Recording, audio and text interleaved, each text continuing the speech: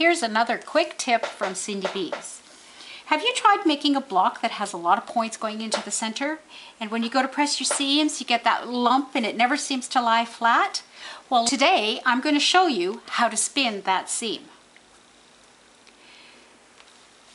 This is our last seam that we sewed, and it goes across the previously sewn seams. So we're just going to unpick. We are just going to unpick that seam right down to the previously sewn seam. I'm going to flip it over, and you can see that again the seam is right there.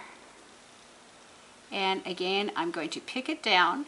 I'm not going to cut these off because I don't want them to unravel. I'm just going to leave them like that. So you can see when I have picked those open and all my seams again are pressed in one direction, I can press these two seams following that.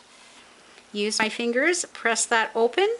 So you can see that I now have a pinwheel block on the bottom as well as on the top.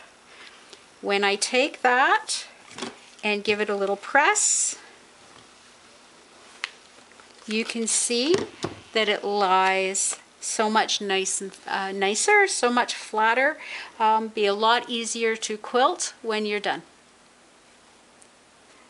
So if you think this tip helped you and you would like to learn more, don't forget to like and subscribe to my YouTube channel so you will get notified when we have new tips, new videos up online. Thanks for stopping by.